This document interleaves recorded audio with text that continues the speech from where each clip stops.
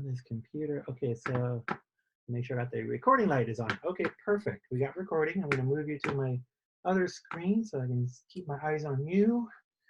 And just so you know, this is going out to an audience of about 5,000 people, give or take, with the Sunu community, and then also with our partners worldwide, we're extending that reach out to I think like close to 25 to 30,000. No pressure. I'm in my sweats. Just I didn't dress up for this interview. I hope that's okay. Well, we're doing this like you're fine. I mean, like we're just doing this special series again. The idea is to contribute content, quality content, with leaders like yourself, and having conversations. So we've been getting a really good positive reactions about this and our regular series, which is called the Hummingbird. PJ leadership. I like it. Cool. All right, so we are recording. Double checking that we are recording. Yes, we are, and you can hear me well. Yes. I can hear you well. So I'm gonna go and do my intro bits, and then we just dive right in. All right. So just give me a sec. And marker and action. Welcome to a special episode of the Hummingbird. I'm your guest host, Fernando Albertorio. I hope you, our listeners, are doing well, staying healthy, and safe. In this special series, we are having conversations with experts, leaders, and advocates within the blind and low vision community to learn about their careers, goals, and accomplishments, as well as we're learning from them how we can successfully cope and live in this new normal of COVID-19. This show is brought to you by Sunu, makers of the Sunu Band smartwatch. Visit Sunu at sunu.com to learn more. I'm here with Sassy Marker, action. I'm here with Sassy Outwater-Wright. Sassy is the Executive Director of the Massachusetts Association for the Blind and Visually Impaired, MABVI. Sassy is a nationally known leader and advocate, and she's an expert in assistive technology and accessibility. Sassy, welcome to the show. Thank you. I appreciate you having me on. And I don't know if I'd call myself an expert in anything other than getting into trouble, but thank you for those kind words. Well, definitely, it's a pleasure to have you. You are, at least I learn a lot from you every time we speak, and I wanted to bring you onto the show so that we can share your experiences and the work that you're doing. So we can start by sharing a little bit with our listeners. What do you do, actually, and what's your role at MABVI? So I am the Executive Director of MABVI, which stands for the Massachusetts Association for the Blind and Visually Impaired. We're a statewide organization that was started by Helen Keller and a group of her cohorts in 1903. And we are there specifically to help blind people deal with the onset of blindness and with living with it in their daily lives in a way that works for them. The model that sets MABVI apart from other blindness organizations is that our kind of running motto is there's no one right way to do adjustment to blindness. There's your way, and as you discover what that is, we're going to support you to figure out the best way to implement those strategies. That's a mouthful, but my job is basically to find new ways of adjusting to blindness and present them to the community, design new programs, lead the organization as we need to change, and as we evolve, work with our community partners, funders, donors, constituents, volunteer teams, and make sure that everybody has what they need to continue to do what we need to do. Great. And can you tell us a bit more about who you're serving at MABVI? Yeah, mostly we serve older adults who are just aging into blindness. So they might have recently gotten a diagnosis of an eye disease causing visual impairment, or they may have been living with it for 10 or 20 years, but they may not have been ready to deal with the adjustment part of it quite yet. Some people have successfully adjusted and just need some ongoing support, which they've received from us for anywhere from a couple of months to 30 years. Or more. So we kind of step in at any point. We serve from point of diagnosis of an eye disease or a condition causing vision loss all the way through to total blindness. I myself am a totally blind person. I lost my sight as a kid to cancer, and we do believe in lived experience in our leadership and in our teams. So a lot of our staff members, tech volunteers, and board members are blind themselves, we try to create a good parity there between sighted staff members and blind staff members so that there's a wide breadth of experience and knowledge to draw upon, both lived knowledge and academic credential knowledge. Wow. I mean, like, it's definitely, you guys are a leader nationally with the programs that you're doing at MABVI. And, you know, thinking about adjustment, these past couple of weeks, we've all been adjusting to our new normal with COVID-19, the novel coronavirus. A lot of things have been kind of flipped for us, Mhm. programs, schools. You know, we had our previous episode where we talked with teachers of the visually impaired and orientation ability specialists, learning about how those programs have been evolving and changing. Can you share a little bit more about how you guys at MABVI have responded to this new change? Yeah, most of us go to work in our PJs now. That's a change. I'm jealous. Most of our staff has pivoted to working from home. All of our staff is working from home except for essential job functions such as coming in and handling mail or things like that, which is very rare. But our team has really transitioned to um, a new model. We evolved the organization in a 3-day time period from rehabilitation and in-home services and in-community supports to something where we're reaching out via telehealth or over the phone or via video conferencing to deliver our services. From our volunteer teams to our support groups that we run 37 support groups across the state. Those are meeting over the phone. Our tech training is now happening online. People are calling in to have both group sessions and individual training sessions. Our volunteers are checking in with the people that they are matched with to see how they're doing. And our staff members are calling everyone we serve, everyone that we have in our database. We're calling to check in on them and say, do you have access to food right now? Do you have a community support system? Do you have the prescriptions that you need? Do you have the resources you need to get through this situation? And we're working through a set of assessments and just conversation with people. Right now, we serve so many people who are older adults who are in isolated communities. You made a really good point recently in talking to you where you said blindness can be extremely isolating. And so what we're finding is that people who hear from us as we call them and check in are just very grateful to hear from somebody. They just feel isolated. They haven't talked to many people. Many older adults have lost touch with family and friends over the years, or have their support systems have aged, have died, or are far away. And so we find that a lot of people do not have the social support that they need. And so just a friendly voice on the other end of the phone that pauses and says, how are you doing right now, can make the world of difference. So even if they do have everything they need, just a 15-minute chat can turn somebody's day around and help them cope with that loneliness and the isolation that they're experiencing. So we are calling everybody, checking in with them. But when they do have a need, such as they can't get to the grocery store, we are connecting them to community resources that can help. Whether it's a food pantry, whether it's a mutual aid group, whether it's one of the councils on aging who is doing something, whether it's the mayor's office who has emergency planning efforts going out to the community, whatever we need to do, we're acting as case managers and liaisons to make sure that people have those connections. We're working closely with the Massachusetts Commission for the Blind case managers when somebody is legally blind and has a case manager.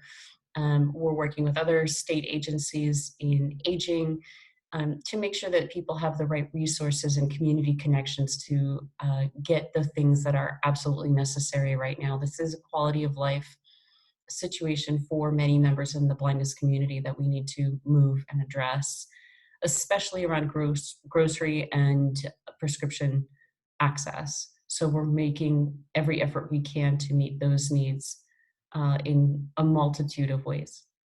No doubt that there's a lot of logistics going on in the back end. I mean, Yeah, there's a lot of moving parts here, as a well as lot. we compare Yeah. when we compare, for instance, services for kids, for younger adults, you guys are working with the elderly population. Talk about Mhm. vulnerable population right now during this time. There Yeah. are so many components around the social, the emotional, the support side that have Mhm. to happen, as well as you've pivoted really fast, Mhm. 3 days, pivoting really fast to adjust these services that are normally in co-location, like OT Mhm. or this Right. personal therapy or orientation and mobility. Mhm. How have you and your staff been working on those fronts, especially with those type of services? It's really been a nonstop, almost an around the clock effort. I'm getting emails back from staff members at midnight as they're sitting up doing research. I'm up looking for grants. And a lot of people don't realize what goes into the back end of running a nonprofit. And I don't want to focus on that too much. Our job is to put out programs. Um, but we have a lot of needs to address, from the funding to keep our doors open and our staff paid, to um, demonstrating that what we are proposing we do is something the community needs and wants and would respond to serving the older adult population. We have to be aware of fraud, of elder abuse. We have to be aware of making sure that disabled people are given autonomy and self-determination to choose the way that they want to access something. Back to my motto of there's no one right way to do adjustment to blindness. I have to provide a wide variety of solutions.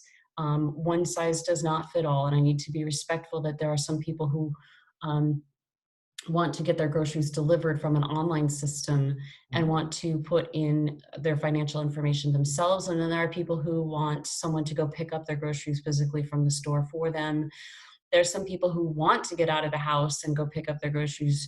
But we have to make sure that the safety of those we serve and their autonomy is respected at the same time. We have to make sure that our volunteers are safe and healthy, and issue guidelines to support them in their work, um, and advise them as to what the departments of public health and the Centers for Disease Control and Prevention are saying. So there's millions of checkpoints that have to go into, not millions, but a lot of checkpoints that have to go into every thing that we're putting out, from a PR standpoint, from a new program building standpoint, and from a pivot point. Everything has to be checked and double checked, researched, and then as soon as you put something out, one of the guidelines from the government is going to change, and so we have to go back and revise or revisit this program we just designed and say, that's not going to work anymore. What are we going to do next? So there's a lot of conversations about adopting new pilot programs, adapting those new pilot programs, and then taking a pause, breathing, and implementing the new guidelines that came out the next day that completely changed what we had just spent days building. um, so flexibility, adaptability, all of these things are kind of the name of the game here. And it takes a lot of patience, a lot of perseverance, a lot of standing strong on one's ethics and morals, but also the flexibility to have your mind changed, and the ability to take guidelines that are given to you by the government or by funders or by those we serve who need something, and to implement them as quickly and as safely as possible. So no doubt you guys are innovating and you guys are moving at the speed of a startup, very entrepreneurial work. Whew. We have, this is, I think, what originally attracted me to working with MABVI. I come from the startup, the tech culture, the music industry. Everything moves fast. Everything changes on a dime. I like work like this. So I was personally attracted to that MABVI model, where it can shift quickly, and people think on their feet and are willing to try new things. I've seen a lot of blindness organizations that aren't willing to try new things, or aren't thinking too far outside of the box, or sticking with the tried and true. And the one thing I did say to our staff was, let's look at what people are doing and let's do what they're not doing. Let's do the things that are getting missed here. So, for example, are we putting out tech training just for totally blind screen reader users, or are we also doing it for those who use large print, who may not be able to get another training lesson that covers what the icons actually look like, or let's tailor that training to somebody who has some short-term memory loss with age, so that they can remember where they need to go and what they need to touch to activate a Zoom meeting. Let's focus on the apps that people need to get through this crisis. Let's focus on the apps like Instacart, like Amazon Fresh, like the other apps that are allowing people to get deliveries, CVS, things like that. Let's focus on uh, getting people the information about unemployment. Let's focus on resources that people need right now, not the things that we want them to get eventually, but the things that they need access to right now. Let's really put our effort toward those things. And let's also talk about things um, like, personal financial stability during a time like this where everybody's losing income, everybody's scared. There's a lot of fraud that is starting to pop up as people take advantage of a horrible situation to do horrible things. Let's talk about that openly. Let's make sure we're posting links to, the FCC and what they're doing for people who are deafblind, because social distancing is causing horrible problems for them with pro-tactile sign. Let's make sure that we're posting links to the Federal Trade Commission and the fraud detection and the elder abuse lines that are out there, so that if we do find anything, heaven forbid, but if we do find it, we know what to do. So we're focusing on things that we don't often see addressed as fully and as deeply as they need to. And then we're also looking at who can we collaborate with, who can we partner with, when can we be stronger together. That's just kind of very typical of the Massachusetts way of being, as I think of it, is how can we come together to do a better job.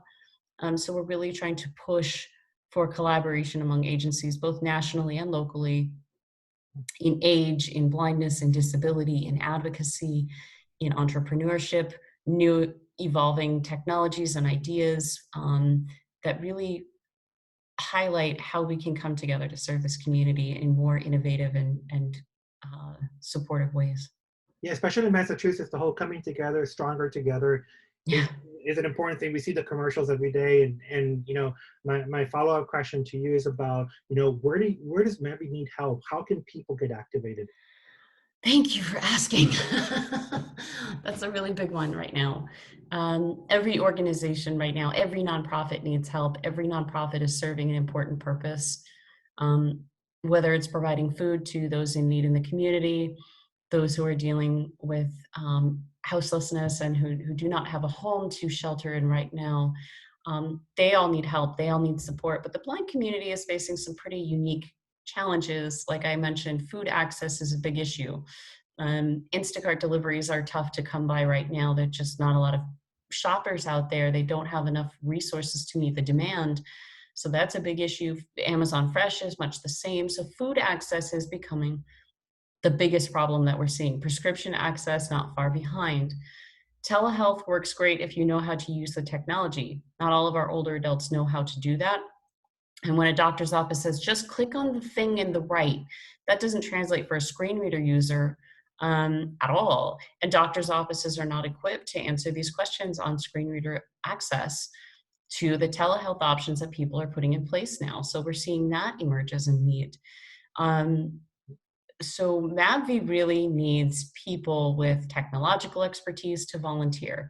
MABVI needs people who are willing to donate to support new and evolving programs around grocery delivery, as we try to get volunteers in place to help with the grocery situation, while respecting the safety of everyone involved, including grocery store workers, shoppers, and those who need the food. MABVI really needs assistance in terms of community resources and partnerships. So other businesses who have resources to offer in terms of, we have a technological platform that may help you. We have people who are willing to train older adults over the phone. We have people who are willing to support in terms of mental health. Trained clinicians are in short supply right now for mental health. That is a thing that is universal across not just the blindness community, but every community, especially those who are marginalized right now. Support is critical to prevent depression, fear, isolation, loneliness, all of these things that older adults contend with on a daily basis. Now they're just magnified tenfold. Um, so, dollars, expertise, hands, it doesn't matter what you have, there is a use for it. And if it's not with our organization, please find an organization. And whether it is your time, your talent, your expertise in a subject, or your hard-earned dollars, um, right now the nonprofit industry needs all we can get, and MABVI especially needs some support to keep our team together, to keep us out there in the community serving people and developing new and innovative ways to respond to this crisis. Well, definitely, for sure. And especially, coming back to this coming together part, which is on the other side, we're all having that stress, especially, the stress of navigating the government systems for unemployment, Mhm. or even requesting services. What advice can you share for the individuals who are seeking assistance, seeking services from organizations like MABVI?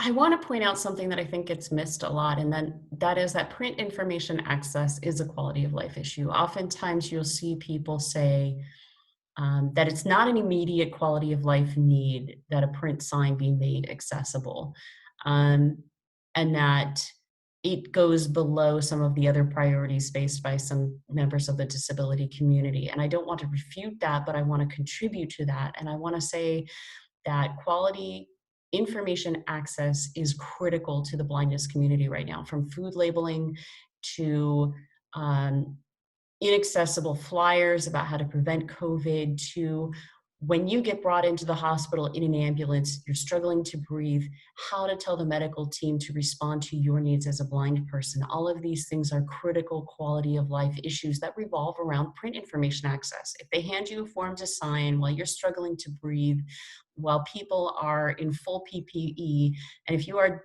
a person who is deafblind, or you are a person who is dealing with blindness, how do you respond to that in the heat of the moment when you don't know what to do?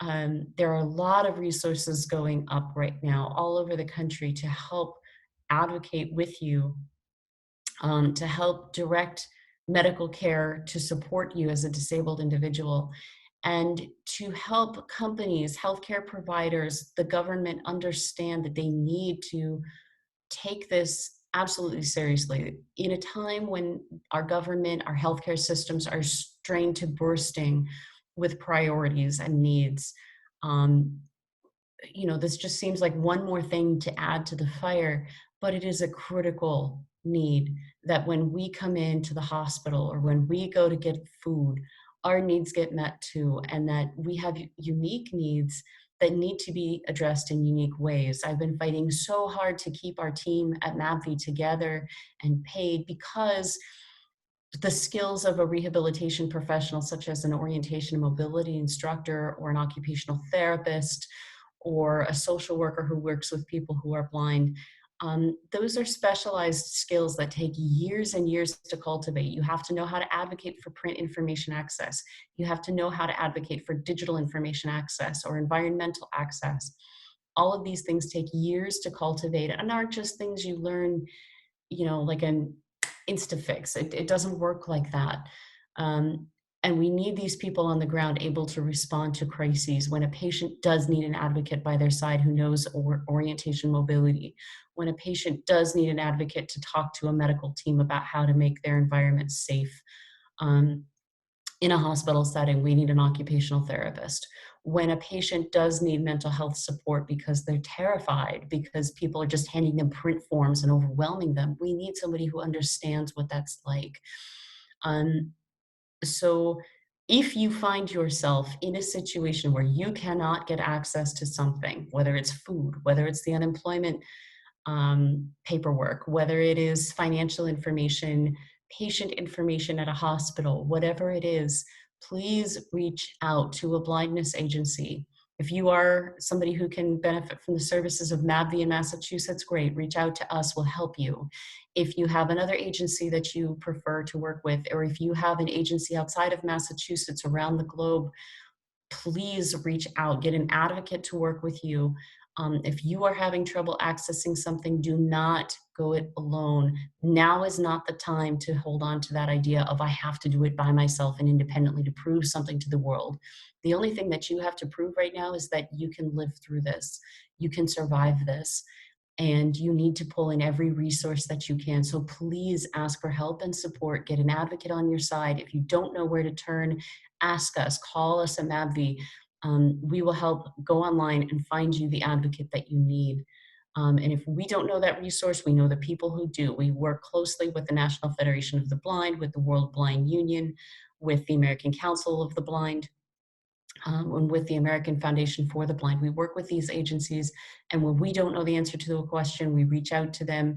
They may know. If they don't know, they know somebody who does. And if it has to do with additional disabilities, if you are deafblind, if you have another disability such as autism, there are a lot of organizations who are putting up great COVID resource pages on their websites. We're one of them, but there are many, many, many others out there. Please check those websites. If you can't access the website, call us and we'll do it with you. Whatever needs to happen to get you the support you need, the first thing that has to happen is we need to know about it. Ask us, call us, reach out to the agency that supports you, or reach out to an agency and we will find an agency that supports you. But get help. Don't do this alone, please. Very helpful advice. Very important Mhm. too, because it's all about the access to information. If you can't get the access to information, ask for help. Tap into Mhm. that bigger network. And don't go at it alone, because you're not alone. We're all in this together. I think a lot of people who got diagnosed with an eye disease or a condition, for many years, they don't do everything that they could do. They start beating themselves up that they're not doing what they need to do to adjust to blindness. They think now it's too late. I can't do anything.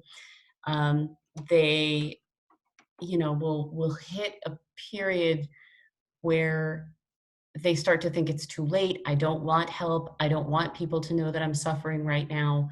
I don't want to identify this as suffering. Whatever the situation may be, they don't reach out. That is the singular worst. I don't want to categorize it as worst, but it is not helpful to do that at this time. This is your health on the line. These are your access needs on the line. If you haven't done anything about blindness before now, or you've been resistant to learning something new about blindness and non-visual techniques, that is okay. It is absolutely okay. You did it on your timeline. You didn't do it. That doesn't mean that you can't get through this, and that doesn't mean that we won't find a way to support you. It may look different right now, and it may not be the ideal way that feels comfortable to you. We may not be able to have somebody come and sit at your kitchen table with you, because of their safety and your own. But we will get something in place to work with you. We will need you to do some extra work on your side to make that work. Now's the time to open your mind to new possibilities, to try new things, to push those comfort zones. We all have to push our comfort zones right now, and it feels incredibly uncomfortable and disruptive, but it is how we come together to deal with this. So if you haven't reached out before, if you have been resistant to new techniques that have presented to you, that is absolutely okay. We just ask that now you identify that you are in need, and we will find a way that works for you. It may not be the ideal solution or the long-term solution, but it will get us through today. And just jumping on a bit more the point that you made about advocating for yourself in the hospital or in a medical situation. Mhm. You were featured in a CNN article. It was an amazing article, by the way, at CNN Health, and the link will be below. In the article written by Ryan Pryor is about how people with chronic disease and disabilities are coping in Mhm. this time. I was wondering if you could elaborate a little bit more on your thoughts and takeaways from having done this article, and what do you Yeah. see in the conversation nationally? So I think the article did a good job of laying the groundwork of what we're facing. The article did a really good job of outlining the issues that are faced by various members of the disability and chronic disease community right now.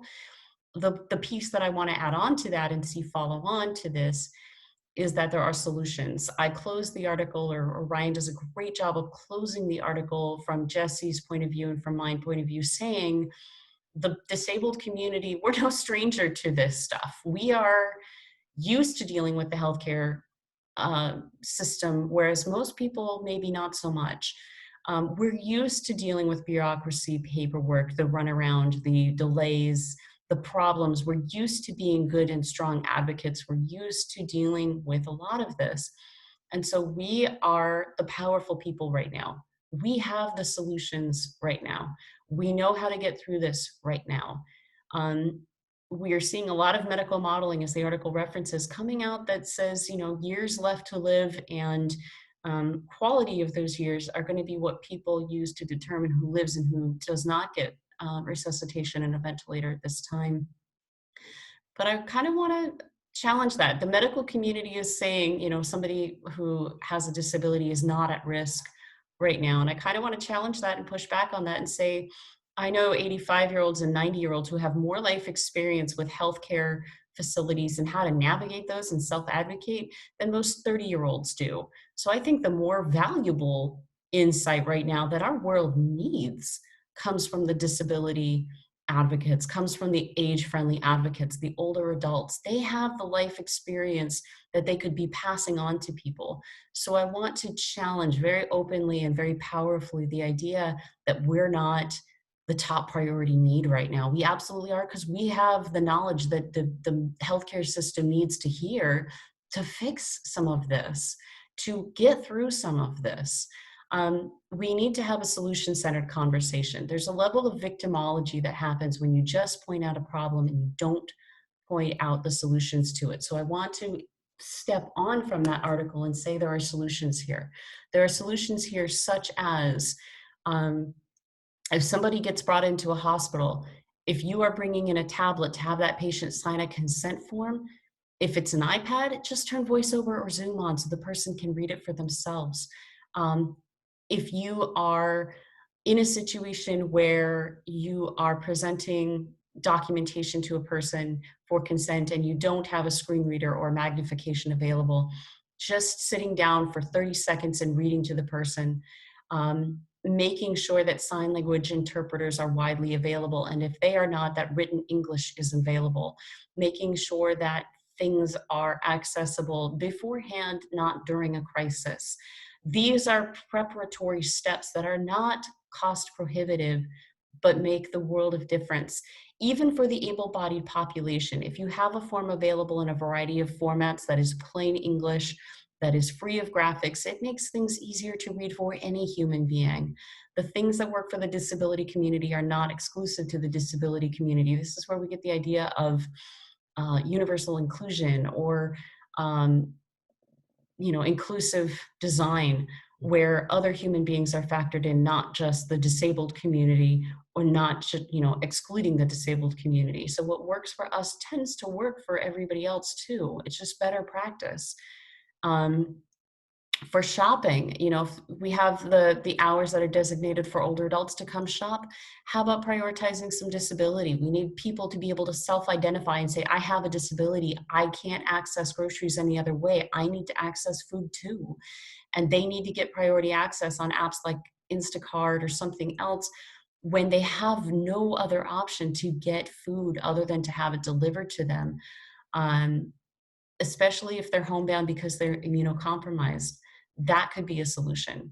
We can talk about solutions for news things. We'll often see a sign language interpreter interpreting the White House press briefings or news briefings from a state governor, and it's covered up by the station's news banners. Don't cover up the ASL, please. People need that. It's not a nice, pretty accessory. It's a quality of life access issue for someone in your audience. So these solutions can be quickly, easily bullet pointed, outlined, and they're not cost prohibitive. They're things that people can do right now to help mitigate this crisis for everybody, not just the disability community, but everybody. If we're not fighting with the able-bodied population to get our groceries delivered, it frees up a little bit of other time for people to get their groceries delivered and for people to access things. This can work. We just have to be heard from. That's the main point here. And this is very important to come out because, we need to think about universal inclusive design. And I know that, you had a very interesting podcast about surviving the supermarket. And I listened to your podcast, especially, talking about inside the store. And I saw myself being low vision, when I need to get to label or read something, it takes me longer to shop Mhm. than my spouse. And luckily, I have my spouse with me, and we can get through it pretty quickly. But again, having that access during the priority hours because we take longer, or again, the labels, making those accessible, applying some Mhm. universal design principles here to something as basic as food is very important. Anybody who knows me knows I need chocolate to survive. Tea and chocolate are the only ways that this organization runs because I couldn't run without them. So, last week I was out walking my dog to get him some exercise, and we passed a store that had my favorite thing, organic fair trade chocolate. So I go in there to pick up a couple chocolate bars. And I was walking with a friend, and she was reading me the labels. And it took us a couple minutes to get through the labels and to find the things that I was looking for. And a lady comes up behind us. She was social distancing, standing 6 feet away, but she goes, "If you see any white chocolate up there, let me know." And my first thought was, this is where the cacao lives. There's not going to be any white chocolate on this rack, but sure, I'll keep an eye out. So I just kind of nodded at her and smiled and said, "You got it." I went back to listening to my friend read. And as we walked away, the lady kind of came up to the chocolate and she said to her companion, "They took so long with the chocolate. People shouldn't do that right now. They shouldn't take their sweet time." She was angry that we were standing there. And I did not retort in the heat of the moment. They wouldn't have fixed anything because this is a systemic version of ableism. This isn't a one-off thing. So I kept my mouth shut, but I did post about it later that day on my social media. And I said, "Dear society, this one's on you. We've been asking for decades or longer for print labels to be large print or to be braille friendly or to have more accessible technological features so that we can identify what we're looking at in a store, so that it doesn't take us forever to have an employee or a friend or a spouse or a family member read to us." Um, and now that we're in the coronavirus, we're seeing that it does take us longer and that it is harder and that people feel insecure with that time lag. Mhm. Um, and that people feel uncomfortable when we are out in space right now. They don't want us close to them. We may reach out to grab something and not see that they're there and accidentally touch them. We may have to put our faces closer to things if we're low vision to read, and people don't like people's faces close to anything right now. There's a lot of uncomfortable touch points here. But society, we've been asking you to fix this problem long before this started, and you didn't. So now you can sit there while we deal with the accessibility you left us with. You don't have a choice because we didn't get a choice. So now the shoe's on the other foot, and it's pretty uncomfortable, ain't it? And I think that's the loud message from the disability community that I've been reading recently, is that the disability community is saying, it's not like we didn't tell you these were problems, it's that you didn't fix them. And now you're in our shoes and you're complaining about it. This is where we've been living all this time. Now you get a taste of what it's been like to be us. And it's pretty uncomfortable, isn't it? And I think that's a very telling, accurate message. Now the able bodied population is getting a little taste of what it's like to live as a disabled person in a society that's not designed for you. And it is incredibly disruptive and uncomfortable. And I'm hoping that if there's a silver lining to this pandemic and the economic horror that we're entering, it's that the able-bodied world makes some positive changes that are more inclusive for people as a whole, including disabled people. Know that it's a wake-up call and that Yeah. there's opportunity here to make changes and innovate. But our behavior during this time is what's going to set us apart. It's what's going to make the difference when we Yeah. get out in public. I as a low vision person, I'm trying to be conscious about touching things. In fact, Mhm. having known and worked in the biochemistry lab, knowing a lot about influenza, I am especially cautious on that part. So I use my phone's camera. I have Mhm. my hacks, but how we behave to each other is an important part.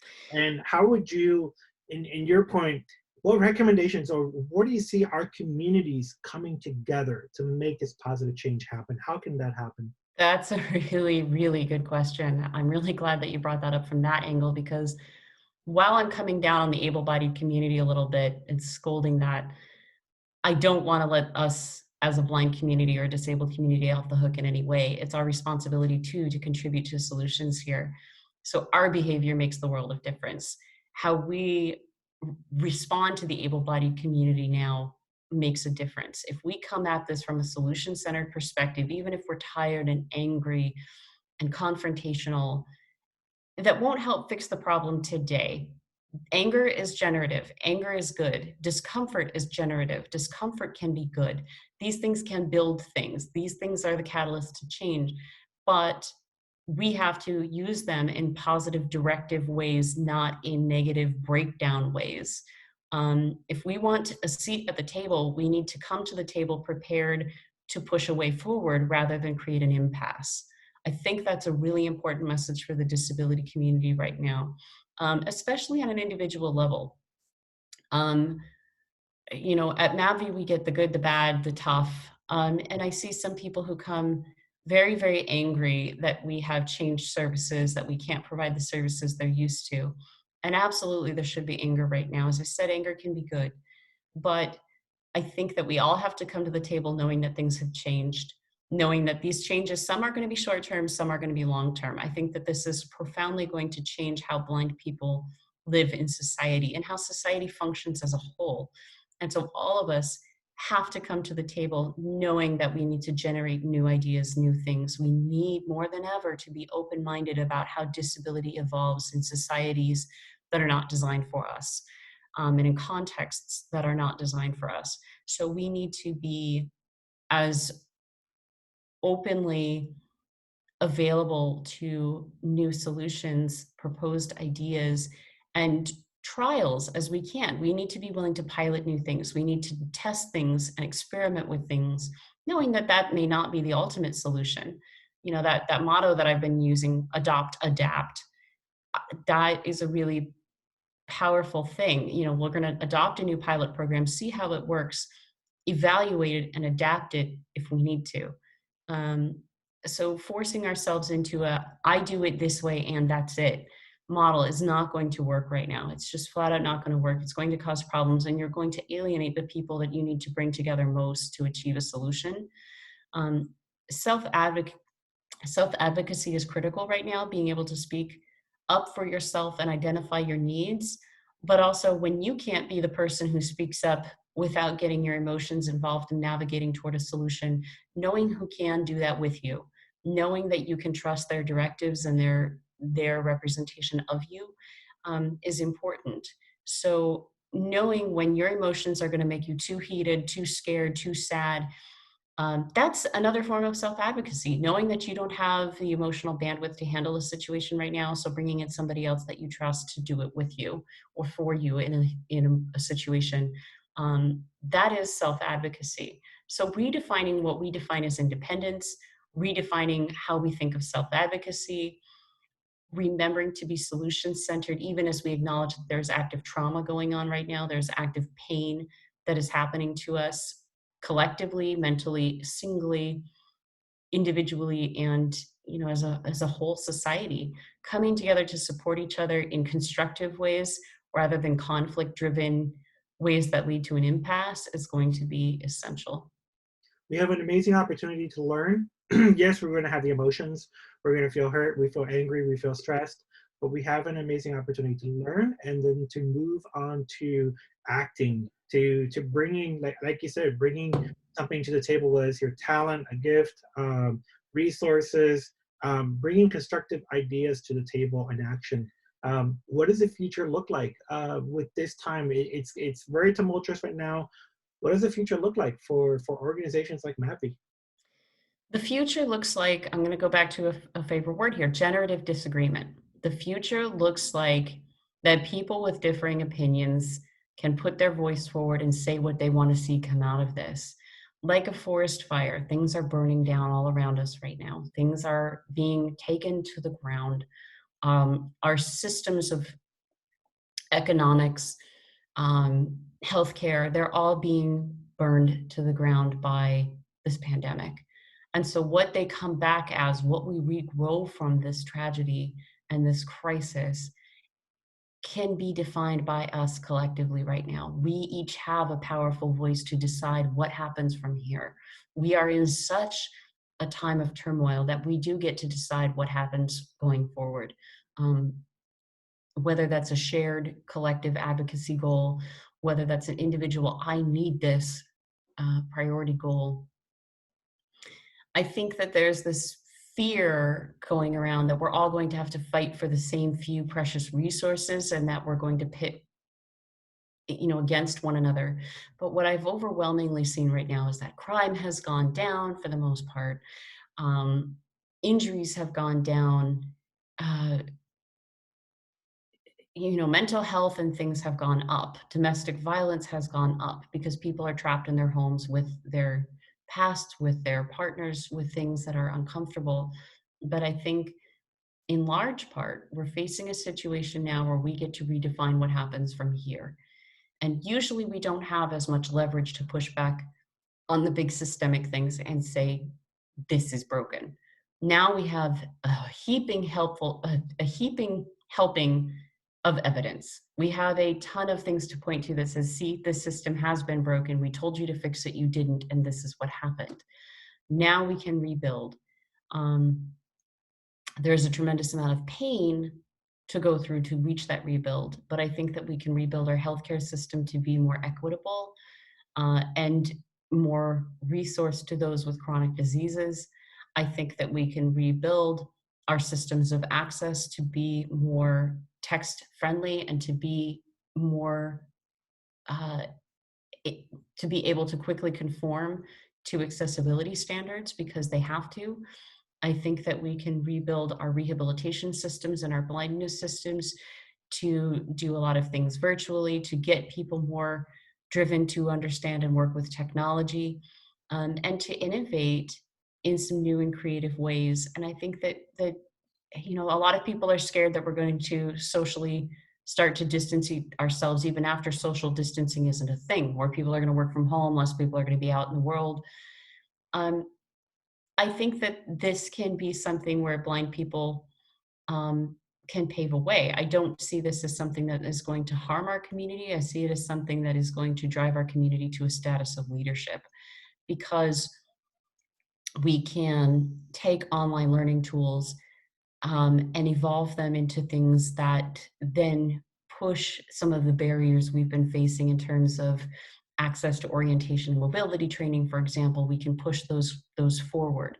We can do more with virtual reality. We can do more with um, instruction for those who haven't traditionally received enough of it. There are ways that we can work this to benefit our community and put our community in a more powerful advocacy position. So I do see some good coming out of this.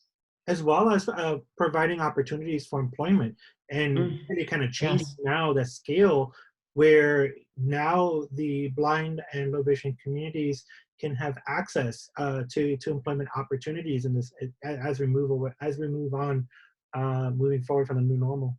Transportation has been such a huge barrier for employment for the blind and low vision community. I think, AFB has been working tirelessly to advocate for better transit access.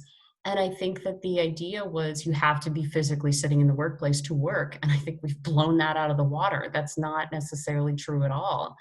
I think, America has moved to a work from home model predominantly when you physically can. And a lot of the jobs that blind people do are those computer-based jobs or tech jobs. Um, rather than direct service jobs. Some people do direct service and that will affect them, but I think that a large percentage of us are realizing that we can access things online and that hiring now can become much more accessible to many more people who don't have to face a commute. I know my commute on average to go into the office is about 3 hours total, so an hour and a half each way to get to and from my office. And that's when I'm working in the Boston area. When I'm working, MABVI is statewide. So we also have an office in Worcester and I'm out all around the state regularly. And so my commute can be anywhere from, an hour and a half to a 3 hour commute each way. Um, and so for me to not have that commute, my work productivity has shot through the ceiling. I've been able to get so much done. I have so much more energy. I myself live with a chronic disease. And so to handle a big, heavy commute like that just takes it out of me. I get home and I fall into bed. I'm exhausted by the end of that day. Versus now, I reach the end of my day and I'm like, I have an extra hour's worth of energy to read a book, to go work out, to cook a nice dinner, to spend time with my family, whatever it is. I can put those hours that I would spend commuting to things that have traditionally not gotten a lot of energy from me before, and it feels really, really good. So I'm hopeful that we make some good, healthy changes in our work-life balance. Well said. Sassy, it's always, as always, it's been a pleasure speaking with you. I always learn a lot every time we chat, and I can chat with you for hours, but I know you got to get back to work. So This has been uh, great. thank you. Any final thoughts? When do I get my next burger and beer chat with you? That's my Fernando and I always have the best conversations about the industry, about technology, about startup culture when we sit down over dinner, and I look forward to those meetings regularly with him. So yeah, hopefully we can make it through the coronavirus and come together again as people, not as avatars on a screen. And I think that is the parting gift that I'll leave with everybody is the hope for a day when we can come together physically again. Somebody asked the other day, what do you want to do? What's the first thing you want to do after we get out of the coronavirus shelter in place? Wuhan just opened again yesterday, and there was a lot of interviews on NPR about what the first thing was that people there did. And the only thing that flashed through my mind was I want to have tea or a meal with people I love. I want to go back to all the people I regularly get inspiration or support from, and I just want to sit with them. I don't necessarily need to talk or hug. I just want to be close to them. So, looking forward to the day when we can each be closer together safely and share in the human spirit once more. We will definitely get there. Thank you so much, Sassy. This has been Thank you. amazing. This has been amazing. Um, so this has been a special episode of the Hummingbird. There's no doubt that we are living in a new normal and coping through this coronavirus. But I know we'll get through this. But in these uncertain times, we need each other more than ever. And just like Sassy said, you two have an important role to play to do your part. So with that, I want to thank everyone. I want to thank our heroes. Thank you to the people at MABVI who are working hard on the front lines and serving those of us most vulnerable. Thank you. Thank you. All right, well, that's a wrap. Nice. That was amazing. That went great. Send me a link when this goes up, because now I'm going to want to publish this. I'm going to want to share this. This is really good. Sure, absolutely. And I can also share you the raw files too, so if they want to. David Brown would love that. Can you send those to David so he has them? Yeah, of course. I'll put them up in a Google Share Drive, and then if you guys want to do anything on your end to it, yeah. I mean, I've got, just so you know, I've got the banner from Sunu, so there's like an arm with a Sunu band behind that it. Is okay, because But I mean, yeah, absolutely. You're a member of our board, and we absolutely support that. We teach Sunu at our labs. We're good with that. That's fine. Okay, cool. Yeah, I'll definitely share the raw files, so that way, yeah, you guys are empowered to do to share the content or cut it up and do how you guys think is best with it. That's and great. we'll produce it as well, and then publish it through our channels and distribute it to our network of distributors around the world. Great. Thank you so much for doing these podcasts and putting these resources out. I don't have to tell you, but I'm in awe of how much work you're putting in during this time to, make some of these issues known and get them out there and, be a resource. So I was commenting this morning how powerful your work is right now. Thanks. And I'm supposed to be on vacation, by the way. Oh, that's the worst. I was supposed to be. I was taking a week off from Sunu, a week and a half off. Oh man. And I've learned one thing. I really suck at taking vacations. Yeah, I do too. I came out to California thinking, oh, I'll be out here, and then turn around and come home and deal with all that. Nope, I've been out here for the duration of all of this because it's not safe to fly right now for me as an immunocompromised person. So Exactly. I'm here for God knows how long, which I'm okay with. I'm from here, no skin off my nose. I have plenty of my things here, like a second home, but it's tough. Well, we're definitely going to get through it, and I can't wait to have that burger and beer with you. Yeah. And with Ferdinand. We'll hold up a banner to that. That needs to be a day that happens sooner than later, please. Definitely. And thanks for chatting with these folks. I sent you an Absolutely. email, and I got another intro coming. I'm just Good. waiting for her to send me, Florence, to send me the info about her meal program as well. Sounds great. Thank you so much. And let me know how else I can help. I'm definitely itching to do more and be helpful. We'll do. We're launching a volunteer grocery delivery program today or tomorrow. We just had to put the security info in place for financial transactions. So that took us a week of Mhm, back and forthing to figure out what we wanted to do with that. mhm. Um, but I think we're set now and that's going to launch. So your feedback on that as that goes up would be greatly appreciated. Did we miss something? Do you feel it's appropriate? Um, Cool. Anything that you see that you want to chime in on with suggestions is always appreciated. Okay, great. Awesome. Awesome. Well, Give thanks so my much. love to Steve. I will. He sends his best.